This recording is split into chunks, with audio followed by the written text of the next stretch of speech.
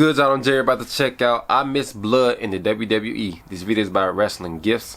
Back when I first started watching wrestling, back in like 2004, guys was bleeding heavily over the years until like maybe 2010. They kind of dialed it down because the company went in the PG era, and they recently started bringing blood back here and there. You see guys getting busted open the hard way, or either I don't really see guys blading as much as they used to back in the day. So we about to hop into this video and see wrestling gifts, thoughts on him missing blood. Let's go.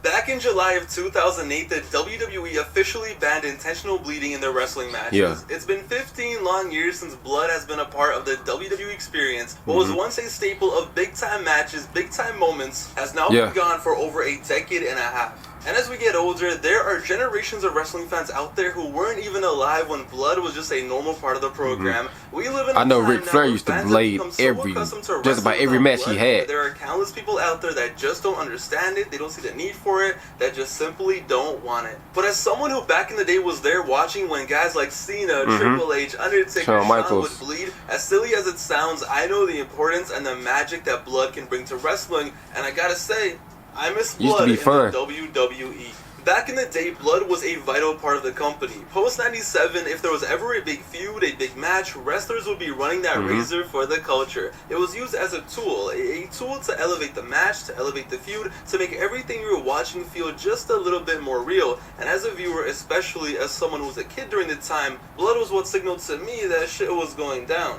When Triple H pulled up to a match and was busted wide open and Jim Ross was screaming in the background, you had no choice but to be invested. You had no choice to believe what you were watching was epic, and you knew that this wasn't just another match. I agree 100% with that. From a sense of danger to the WWE, it made it feel more real, more raw, more gritty, and so many moments and matches were elevated because of it, and so many stars were made with it. The most iconic example being, of course, Austin passing out at WrestleMania in the sharpshooter. The blood just running down his mouth as he refused to give up. Running down this his was face, the moment where every single person became an Austin fan. This was the moment where Austin arrived and won over every single fan. Austin, who walked into the match as a heel, was leaving as a face because despite him bleeding everywhere, he did not give up. Was Austin going to be a star regardless? Of course he was. But that visual made this iconic. And as we know, nothing makes someone a bigger star in sports in general than overcoming adversity. Whether it's coming back after being down 3-1 in a series, whether it's coming back from an injury and making a legendary comeback, it's the same in wrestling, and blood is one of those tools that creates adversity. I'll never forget being young and seeing Cena and JBL kill each other in that I Quit match, and Cena was bleeding everywhere, and I was scared. I was actually There's scared nothing compared to Eddie Guerrero bleeding. There was no way in hell he was going to survive. He took way too much damage. Same thing when he took on Umaga in 07, but when he did win, when he did come clutch, and you saw that visual of him standing tall with the blood all over him holding the title, it was the coldest shit ever. It was moments like that that made him a bigger legend in my eyes. It was moments like that that made me care that much more. When Triple H and Shawn had that last man standing match and both men couldn't make the 10 count, it worked because you could see they were dead and they gave it their all. There was no way they could get up. Or how about when HBK at Survivor Series 03 almost clutched a 1v3 but at the end couldn't get the job done. Him being drenched in his own blood made you feel 10 times more sympathy than you would have otherwise because the blood made you care that much more. For me personally, blood was such a fun part of the WWE growing up. It made so many moments so much more epic. It just made you care at the end of the day. And like, yo, to this day, it's the same thing because what's the first thing I do when I get a new wrestling game? I turn on the blood. Yeah, I agree. I still do that to this day. A little too much in the mid-2000s, I agree. And nobody wants to see anything like Eddie in 2004 to go full Passion of Christ mode ever again. We don't want that. We don't want to see anybody recreate the movie Carrie. But yo, imagine if we had blood back just a little bit. Over the past few years, we have gotten our fair share of blood with AEW, While the WWE has ignored blood for mostly 15 years, AEW has embraced it for the last 4 years, to say the least. AEW, in my opinion, uses blood way too often and way too much. But when done right, it takes away the mystique Punk, of it happening every once in a while. Dustin, Omega, and Ospreay, it's still magic.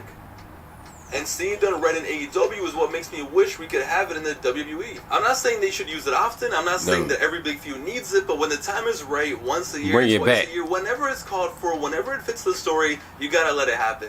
When Brock and Cody had their match at SummerSlam, Brock was busted open. That Brock destroying Cody, eventually busting him wide open, and then Cody coming back and against all odds winning, wouldn't have made that match and moment feel more special. Once again, I'm not saying there should be a quota. I'm not saying it should happen for every personal storyline. But let's be real here. You know it adds so much to the world of wrestling.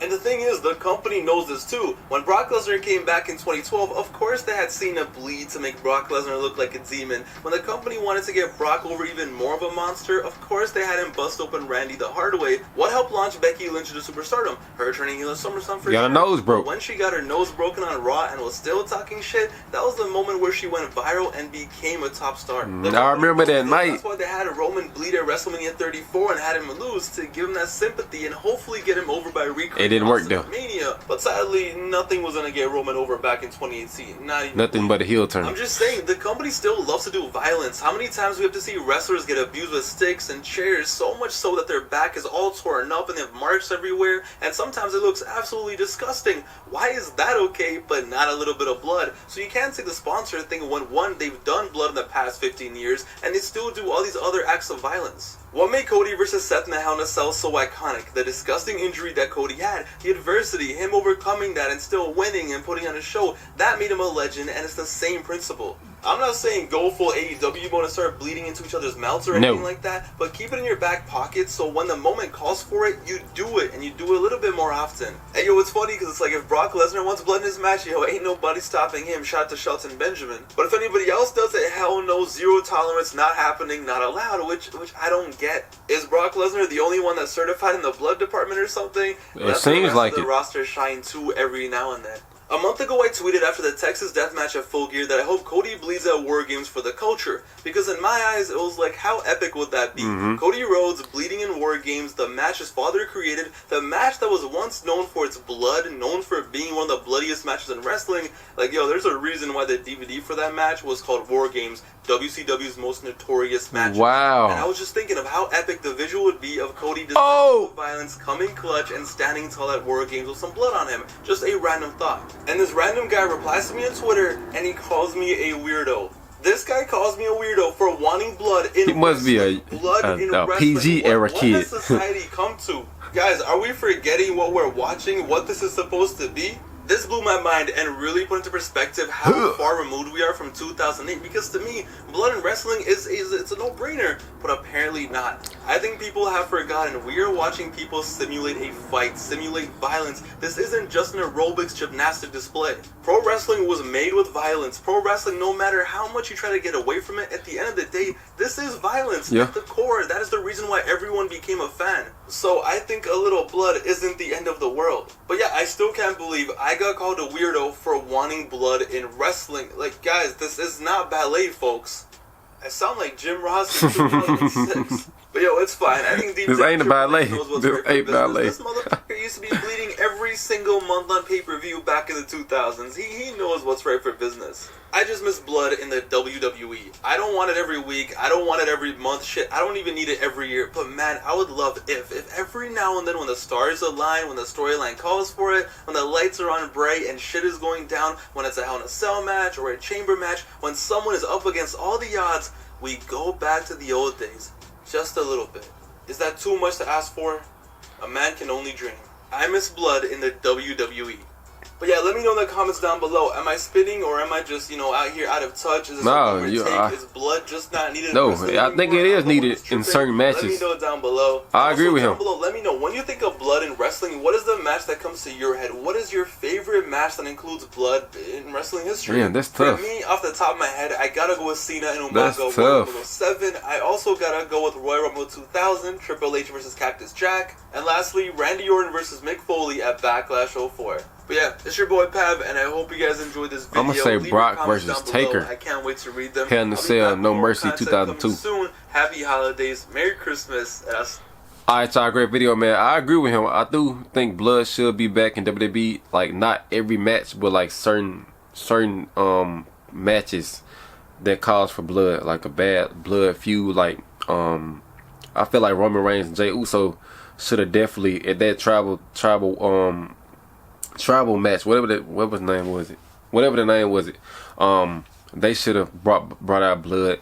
War Games should have had some blood in it, but Cody standing tall, his team standing tall, amongst other things. So, thank y'all for watching me. Like this video, comment, leave a comment. Until next time, I'm out. Peace.